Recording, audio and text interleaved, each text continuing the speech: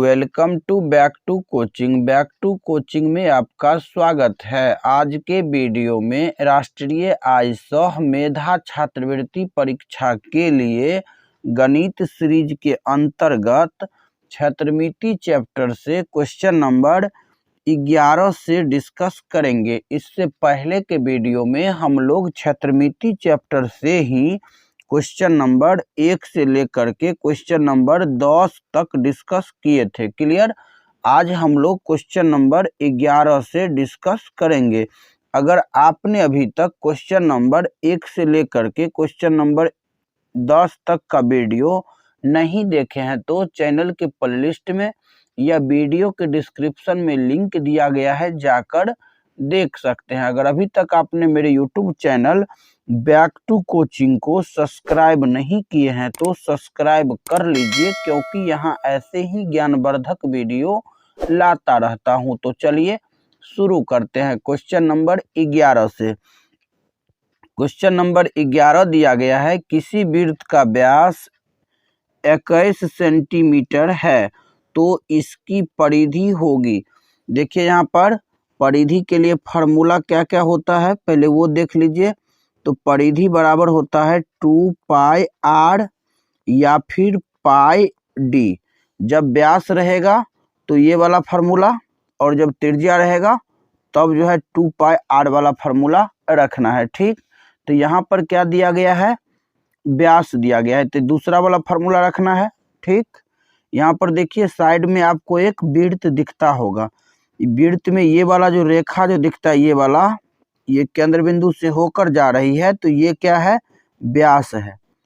और ये घेरा जो है, ये गोल घेरा, इसी को हम लोग क्या बोलते हैं, परिधि बोलते हैं। और परिधि का ही मान यहाँ पर ज्ञात करना है। ठीक।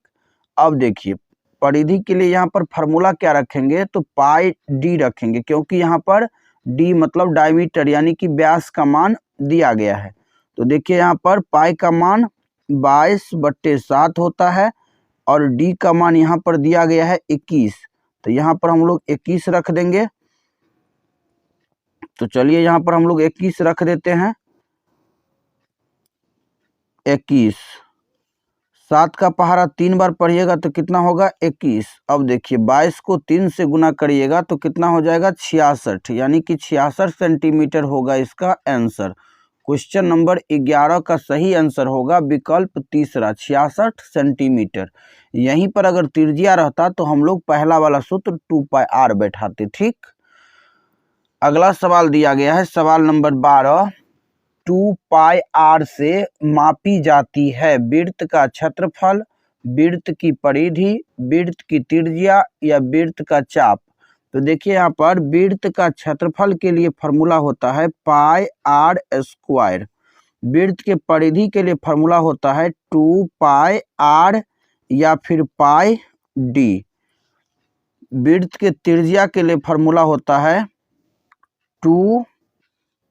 D/2 यानी कि व्यास बटे 2, या फिर अगर परिधि दिया रहेगा तब हो जाएगा परिधि बटे 2 पाई, यानी कि 2 पाई आर अब बटे 2 पाई। चाप की लंबाई अगर निकालना हो तो उसके लिए फार्मूला होता है θ/360 गुने 2 पाई आर। तो यहाँ पर देखिए बोला जा रहा है कि 2 पाई आर से मापी जाती है। तो 2 पाई आर से क्या मापी जाती है, तो 2 पाई आर से परिधि मापी जाती है। क्या मापी जाती है, परिधि। तो इसीलिए यहाँ पर सही विकल्प हो जाएगा दूसरा। कौन सा विकल्प सही होगा, दूसरा। वृत्त की परिधि को हम लोग 2 पाई आर से मापते हैं। ठीक। अगला क्वेश्चन दिया गया है, क्वेश्चन नंबर 13, त्रिज्यखंड की माप अर्धवृत्त की तुलना में होता है। देखिए यहाँ पर त्रिज्यखंड की माप अर्धवृत्त की तुलना में होता है। ऑप्शन दिया गया है कम, अधिक, समान, इनमें से कोई नहीं। तो इसका सही आंसर क्या होगा, इसका सही आंसर होगा विकल्प पहला, कम। कहिएगा कैसे, तो देखिए यहाँ पर त्रिज्यखंड की माप अर्धवृत्त की तुलना में होता है तो अर्धवृत्त से जो है त्रिज्यखंड का माप कम होगा। देखिए मान लीजिए ये एक क्या है, वृत्त है, या हम लोग एक वृत्त बना ही लेते हैं। देखिए ये वाला एक वृत्त है, इसका आधा भाग अगर लीजिएगा यहाँ से ऊपर तो ये क्या हो जाएगा, अर्धवृत्त हो जाएगा। और त्रिज्यखंड, त्रिज्यखंड कैसा होगा, तो देखिए त्रिज्यखंड जो है केंद्र बिंदु से ऐसे और ऐसे कर देंगे तो ये वाला हो जाएगा त्रिज्यखंड, और ये ऊपर वाला जो है ये वाला, ये हो जाएगा दीर्घ त्रिज्यखंड। तो यहाँ पर सिर्फ और सिर्फ त्रिज्यखंड बोला जा रहा है, इसका मतलब लघु त्रिज्यखंड के बारे में बोला जा रहा है। तो लघु त्रिज्यखंड जो होगा वो अर्धवृत्त के तुलना में क्या होगा, कम होगा। ठीक, अगला क्वेश्चन दिया गया है, क्वेश्चन नंबर 14, वर्ग का परिमाप 48 मीटर है तो क्षेत्रफल होगा। देखिए यहाँ पर परिमाप दिया गया है और क्षेत्रफल के बारे में पूछा जा रहा है। ठीक, वर्ग का परिमाप क्या होगा, 4 गुने भुजा होता है। अगर परिमाप निकालना होता है तो उसके लिए फार्मूला होता है 4 गुने भुजा। तो यहाँ पर भुजा निकालना है, तो भुजा निकालने के लिए फार्मूला क्या हो जाएगा, परिमाप बट्टे 4। क्या होगा, परिमाप बट्टे 4। परिमाप यहाँ पर दिया गया है 48, तो 48 बट्टे 4, 4 से काटेंगे तो ये 12 बार में पूरा पूरा कटेगा, 12 हो गया। निकालना क्या है, क्षेत्रफल। तो क्षेत्रफल के लिए फार्मूला होगा भुजा गुने भुजा। सूत्र नहीं लिखना है क्योंकि ऑब्जेक्टिव एग्जाम होगा, उसमें सिर्फ आपको सॉल्व करके आंसर लिखना है। तो हम लोग यहाँ पर क्या करते हैं, क्षेत्रफल के लिए सूत्र होता है भुजा गुने भुजा। भुजा का मान आ गया 12, तो यहाँ पर बैठा देंगे 12 गुने 12। 12 को 12 से गुना करेंगे तो 144, तो 144 वर्ग मीटर दूसरा विकल्प में दिया गया है। तो 14 का दूसरा आंसर सही होगा 144 वर्ग मीटर। देखिए यहाँ पर निकाले हम लोग कैसे, परिमाप दिया गया है 48, तो भुजा निकाल लिए परिमाप बट्टे 4, तो 48 बट्टे 4 यानी कि 12। और क्षेत्रफल का फॉर्मूला होता है भुजा गुने भुजा, तो 12 गुने 12 144 वर्ग मीटर हो गया इसका आंसर। अगला क्वेश्चन दिया गया है, क्वेश्चन नंबर 15, एक समबाहु त्रिभुज की प्रत्येक भुजा 6 सेंटीमीटर है तो त्रिभुज का क्षेत्रफल होगा। देखिए त्रिभुज में यानी समबाहु त्रिभुज है और इसका प्रत्येक भुजा 6 सेंटीमीटर है। निकालना क्या है, त्रिभुज का क्षेत्रफल।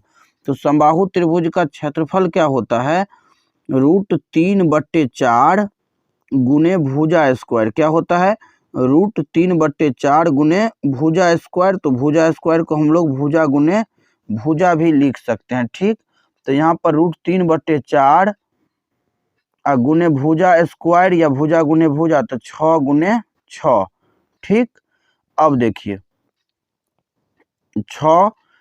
6 का आधा 3 हो जाएगा और 4 का आधा 2 हो जाएगा। फिर 2 से इसको 3 बार में पूरा पूरा काट देंगे, तो 3 को 3 से गुना करेंगे तो हो जाएगा 9, और यहाँ पर दिया गया है √3, तो यानी कि 9√3 हो जाएगा इसका सही आंसर, जो कि विकल्प पहला में दिया गया है 9√3 सेंटीमीटर स्क्वायर। तो 15 का पहला आंसर सही होगा। क्वेश्चन नंबर 16 दिया गया है कि यदि एक वर्गाकार आंगन के परिमाप 200 मीटर है तो उसका क्षेत्रफल होगा। देखिए यहाँ पर क्षेत्रफल निकालना है, परिमाप 200 मीटर दिया गया है, तो परिमाप दिया गया है 200 मीटर, निकालना है क्या, क्षेत्रफल। तो सबसे पहले हम लोग भुजा निकाल लेंगे। तो भुजा के लिए फार्मूला क्या होगा, परिमाप बट्टे 4। तो परिमाप 200 बट्टे 4 यानी कि ये हो जाएगा 50। 4 से काटिएगा तो ये 50 बार में पूरा पूरा कट जाएगा। निकालना है क्षेत्रफल। तो क्षेत्रफल के लिए फार्मूला होता है भुजा गुने भुजा, यानी 50 को 50 से गुना करेंगे तो ये हो जाएगा 2500 वर्ग मीटर या फिर मीटर स्क्वायर। देखिए 25 यहाँ भी दिया गया है, 2500 यहाँ भी दिया गया है और 2500 यहाँ भी दिया गया है, लेकिन यहाँ पर विकल्प चौथा सही होगा। कहिएगा कैसे, तो यहाँ पर मीटर स्क्वायर दिया गया है, क्षेत्रफल मीटर स्क्वायर में निकलेगा। ठीक, परिमाप मीटर में निकलेगा, तो यहाँ पर मीटर सिर्फ दिया गया है। ये सब ध्यान में रख करके तब ऑप्शन को टिक करिएगा। ठीक, तो यहाँ पर हो जाएगा 2500 वर्ग मीटर या 2500 मीटर स्क्वायर, जो कि विकल्प चौथा में दिया गया है। तो 16 का चौथा आंसर सही होगा। अगला क्वेश्चन दिया गया है क्वेश्चन नंबर 17।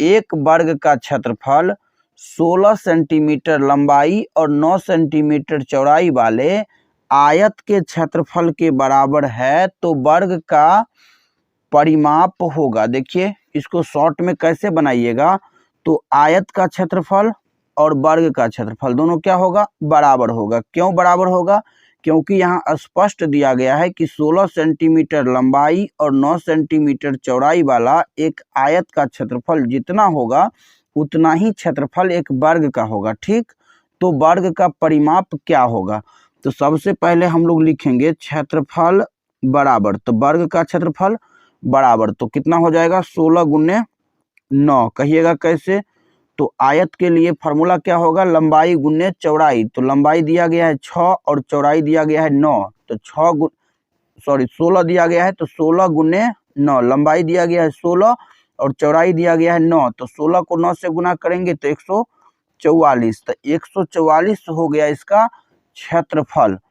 हम लोग को निकालना क्या है, परिमाप।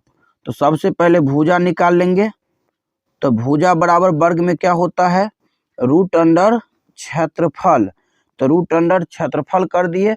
अब 144 का वर्गमूल निकलेगा 12, तो 12 हो गया भुजा। निकालना है परिमाप, क्या निकालना है, परिमाप। तो परिमाप बराबर होता है 4 गुने भुजा, तो भुजा दिया गया है 12, तो 4 गुने 12, 12 को 4 से गुना करिएगा तो 48 यहाँ पर हो जाएगा सेंटीमीटर। 48 सेंटीमीटर विकल्प तीसरा में दिया गया है, तो 17 का तीसरा आंसर सही होगा। क्वेश्चन नंबर 18 दिया गया है, देखिए बहुत अच्छा क्वेश्चन है कि सेंटीमीटर में किसको नहीं मापा जाता है, लंबाई, परिमाप, दूरी, आयतन, इसमें से किसको हम लोग सेंटीमीटर से नहीं माप सकते हैं। तो देखिए यहाँ पर जो दिया गया है विकल्प पहला में लंबाई, लंबाई को हम लोग सेंटीमीटर में मापते हैं, परिमाप को भी हम लोग सेंटीमीटर से माप लेते हैं, दूरी को भी माप लेते हैं, लेकिन आयतन को हम लोग सेंटीमीटर से नहीं मापते हैं, सेंटीमीटर क्यूब से मापते हैं, या घन सेंटीमीटर भी इसी को बोला जाता है, घन सेंटीमीटर में मापते हैं। तो इसीलिए यहाँ पर विकल्प चौथा सही हो जाएगा। ठीक, कि सेंटीमीटर से हम लोग यहाँ पर आयतन को नहीं माप सकते। यहाँ पर क्षेत्रफल रहता तो उसको भी हम लोग सेंटीमीटर से नहीं माप सकते हैं, क्योंकि सेंटीमीटर स्क्वायर या फिर वर्ग सेंटीमीटर से हम लोग क्षेत्रफल को मापते हैं। ठीक, तो यहाँ पर सही आंसर होगा चौथा कि आयतन को हम लोग सेंटीमीटर में नहीं माप सकते हैं। ठीक, अगला क्वेश्चन दिया गया है क्वेश्चन नंबर 19। एक आयताकार बाग 30 मीटर लंबा और 20 मीटर चौड़ा है, उसके चारों ओर कितनी बार चक्कर लगाया जाए कि 5 किलोमीटर पूरा हो जाए। देखिए यहाँ पर स्पष्ट रूप से दिया गया है कि एक आयताकार बाग है जिसमें लंबाई 30 मीटर, चौड़ाई 20 मीटर दिया गया है। देखिए यहाँ पर हम मान लेते हैं कि ये एक बाग है, ये वाला एक बाग है। ठीक, अब देखिए इस बाग में क्या क्या दिया गया है वो देख लीजिए। इसमें लंबाई दिया गया है 30, ये वाला 30 दिया गया है और ये वाला 20 दिया गया है। ठीक, तो निकालना क्या है कि इस पर कितना बार ऐसे करके चक्कर लगाएंगे, ऐसे करके कि 5 किलोमीटर दूरी कंप्लीट हो जाए। ठीक, तो देखिए सबसे पहले इस पर चक्कर लगा रहे हैं, तो ये वाला क्या है, परिमाप है, तो हम लोग सबसे पहले आयत में परिमाप निकाल लेंगे। ठीक, तो परिमाप निकालना है, तो परिमाप के लिए फार्मूला क्या होता है, 2 इंटू लंबाई, लंबाई मतलब 30 अब प्लस चौड़ाई, चौड़ाई मतलब 20, तो ये 2 गुने कितना हो जाएगा 50, ये हो जाए 3 2 5 यानी 50, 50 दूनी 100, ये हो गया 100, कितना हो गया 100, इसका परिमाप हो गया, यानी एक चक्कर लगाएंगे तो 100 मीटर हम लोग दूरी तय करेंगे। तो कितना चक्कर लगाएंगे तो 5 किलोमीटर दूरी कंप्लीट हो जाएगा। तो ये तो क्लियर हो गया कि परिमाप इसका 100 सेंटीमीटर निकलेगा, 100 मीटर निकलेगा, क्योंकि मीटर में दिया गया है लंबाई चौड़ाई। तो ये आयताकार बाग है, इसका जो परिमाप निकलेगा वो 100 मीटर निकलेगा। क्या निकलेगा? 100 मीटर। अब हम लोगों को क्या निकालना है? चक्रों की संख्या। याद रखिएगा कि परिमाप 100 मीटर हो गया। अब देखिए आगे, परिमाप हो गया 100 मीटर, तो चक्रों की संख्या कैसे निकालिएगा? 5 गुने, ये किलोमीटर में दिया गया, इसको हम लोग मीटर में बदलने के लिए 100 से 1000 से गुना कर लेते हैं। किलोमीटर को 1000 से गुना करिएगा तो मीटर में बदल जाएगा, ठीक। मीटर को 1000 से भाग दीजिएगा तो किलोमीटर में बदल जाएगा, ठीक। और परिमाप कितना निकाले थे हम लोग? 100 मीटर। 2 जीरो से 2 जीरो कैंसिल हो जाएगा, 5 को 10 से गुना करेंगे तो 50 हो जाएगा। यहाँ चक्कर की संख्या हो गया 50, यानी कि 50 चक्कर में हम लोग यहाँ पर 5 किलोमीटर दूरी तय कर लेंगे। तो यहाँ पर सही आंसर होगा विकल्प पहला, ठीक। अगला क्वेश्चन दिया गया है क्वेश्चन नंबर 20, और ये आज का अंतिम क्वेश्चन है। एक आयताकार खेत की चारों ओर तार लगाने या तार से घेरने का खर्च क्या होगा यदि खेत की लंबाई एवं चौड़ाई क्रमशः 20 मीटर और 15 मीटर हो, जबकि 1 मीटर तार की कीमत 10 रुपया है। देखिए यहाँ पर स्पष्ट रूप से दिया गया है कि एक खेत है जो कैसा है, तो आयत के आकार का है। कैसा है? आयत के आकार का, यानी कि एक खेत है जो कि आयताकार है, ठीक। और इस आयताकार खेत में कितना खर्च आएगा अगर हम इसको चारों ओर से तार लगाएं, जबकि 1 मीटर तार लगाने का खर्चा 10 रुपया है। कितना है? 10 रुपया। देखिए इसमें लंबाई दिया गया है 20 मीटर और चौड़ाई दिया गया है 15 मीटर। कितना दिया गया है? तो 15 मीटर, ये वाला दिया गया है 15 मीटर। और यहाँ पर दिया गया जबकि 1 मीटर तार की कीमत 10 रुपया है। तो सबसे पहले हम लोग क्या करेंगे? ये घेरा निकाल लेंगे कि ये घेरा की लंबाई, कुल लंबाई कितनी है। तो इसके लिए हम लोग क्या करेंगे? परिमाप का फार्मूला चलेंगे। किसका फार्मूला? परिमाप। परिमाप बराबर फार्मूला होगा 2 इंटू लंबाई, लंबाई मतलब 20 और चौड़ाई, चौड़ाई मतलब 15। 2 इंटू लंबाई प्लस चौड़ाई होता है। 2 की जगह पर 2, लंबाई के जगह पर 20 और चौड़ाई के जगह पर 15, ठीक। 2 गुने 15 और 20 को जोड़िएगा तो ये हो जाएगा 35। 35 दूनी 70। अब देखिए ये क्लियर हो गया कि घेरा जो है 70 मीटर है। कितना है? 70 मीटर। तो निकालना क्या है? खर्च। तो खर्च बराबर 70 गुने 1 मीटर का खर्चा है 10 रुपया, तो 70 मीटर का खर्चा कितना हो जाएगा? 700 रुपया। तो यहाँ पर 700 रुपया हो गया इसका आंसर, जो कि विकल्प चौथा में दिया गया है। तो 20 का चौथा आंसर सही होगा। तो आशा करता हूँ कि क्वेश्चन नंबर 11 से लेकर के क्वेश्चन नंबर 20 तक आप सभी को समझ में आया होगा।